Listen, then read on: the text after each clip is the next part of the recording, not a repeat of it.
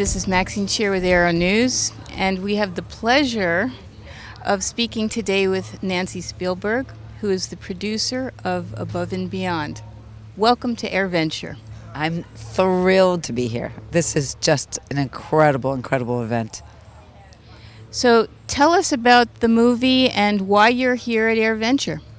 Well, I'm screening the film, actually, today. I'm screening it twice during this week, and which is such a tremendous honor. It was really on like the top of my dream list as I was producing this film, and it's really the film that it's this topic. It's the film about World War II pilots that after they came back from serving for the good old US of A, got involved in smuggling operations, actually smuggling airplanes against a State Department-imposed embargo to the Middle East in 1948 into Israel, as it was declared a state and was attacked by all the surrounding armies and had no air force. Israel, which has one of the highly respected air forces in the world, had nothing but a couple of crappy planes, and they needed desperately help. And this group of volunteers felt it was their duty, that it was almost a continuation of their service in World War II. So that's basically the story. So what inspired you to make this movie? My inspiration actually came from a stranger that sent me an email. I had executive produced a documentary called Elusive Justice, the search for Nazi war criminals, that was on PBS. And I got an email that said, this should be your next film. And I get those emails a lot, but usually they say this should be your brother's next film. And it was an obituary. And it was titled, Father of the Israeli Air Force Dies at 94. And then it went on to describe Al Schwimmer, who was a TWA flight engineer, and how he recruited his buddies and how he bought surplus planes and smuggled them out against this embargo, with the FBI was chasing him, and how he had to hopscotch them over to Czechoslovakia.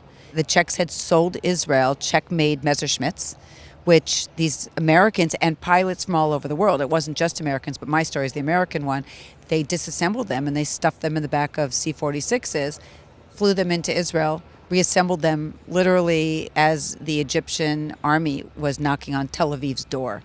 And the next day, there would have been no Israel. So I read that obituary and I was like, this feels like a Spielberg film. It's like Indiana Jones and Catch Me If You Can and Band of Brothers, like all wrapped up into one. And I just felt compelled to tell this story because, like, why? Why did these guys, they survived World War II. They did their duty. They came back as heroes. What would make them want to do this? Not for their country, for another person's country.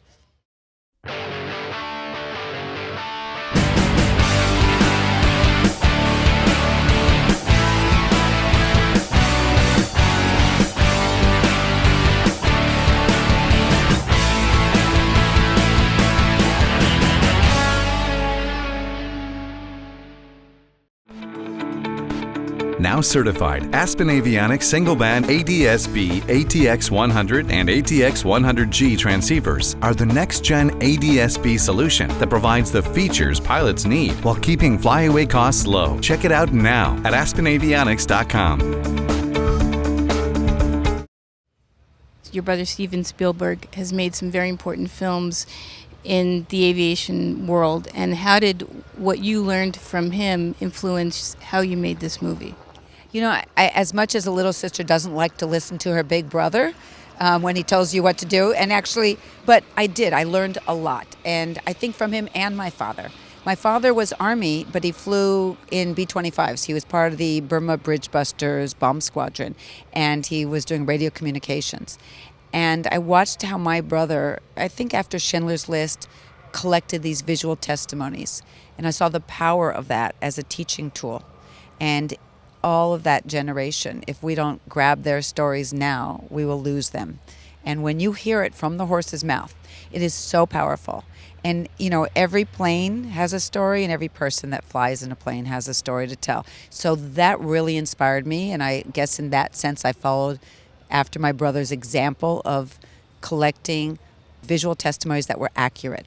And also I'd gone to bomb squadron reunions with my dad. We helped open the D-Day Museum, which is now the World War II Museum in New Orleans. And I watched my dad with his buddies. And then I said, that's not the dad I know. That's a whole different person, a whole different side of how he was with his band of brothers. And, it was really a gift for me to see that other side of my dad. Thank God my dad, he's 98 years old and, still sharing his stories. And I think those were the two things that really influenced how I was going to handle this material. Can you share with us your next steps for what you're going to do with this film? Well, with this film, we actually were in theaters for a little bit. Documentaries don't usually stay long in theaters.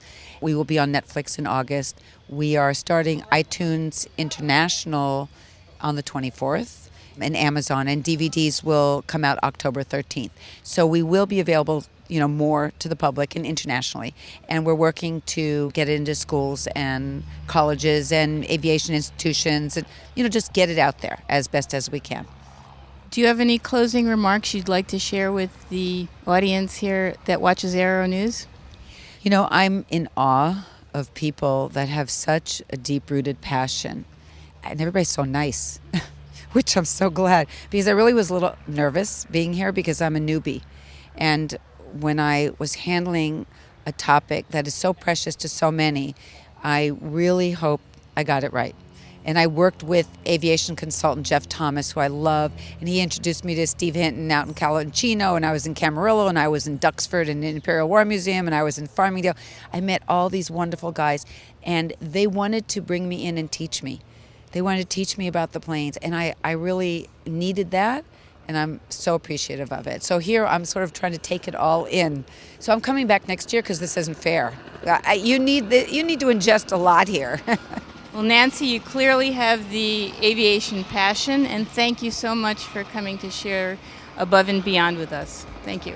Thank you so much. Thanks.